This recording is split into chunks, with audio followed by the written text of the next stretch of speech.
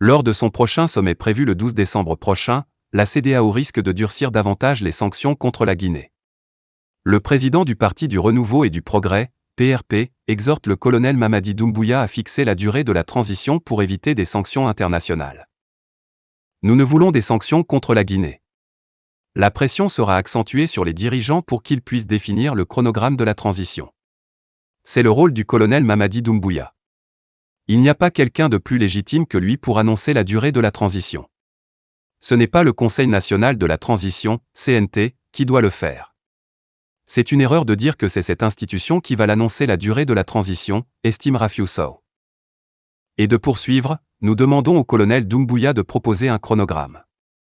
Vouloir attendre le CNT, c'est créer d'autres débats inutiles. Cette institution doit seulement essayer de cadrer les lois qui vont réagir la transition.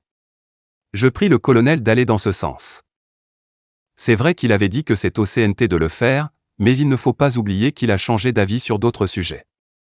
Aujourd'hui, nous lui demandons de nous proposer un chronogramme, lance ce cadre de l'Alliance nationale pour l'alternance démocratique. Cet allié de Cellou Dalein Diallo craint que la Guinée ne soit la cible de nouvelles sanctions à l'issue du prochain sommet de la CEDEAO. Personne ne souhaite des sanctions contre la Guinée. Parce que c'est la population qui souffrira davantage. Mais les nouvelles autorités doivent savoir qu'une transition ne doit pas être très longue.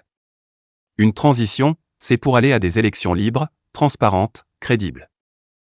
À la question de savoir s'il n'est pas nécessaire de donner du temps au chef de la junte pour poser les bases du développement de la Guinée, il répond : personne ne peut régler tous les problèmes d'une nation. C'est un chef d'État élu qui doit prétendre régler les problèmes d'un pays. On n'a pas besoin de traîner pour dire qu'on doit réaliser des infrastructures. Ce n'est pas la mission du CNRD. Il faut qu'on soit réaliste, une transition ne peut développer une nation. Ce n'est pas en restant en 5 ans au pouvoir qu'on peut prétendre régler les problèmes de la Guinée.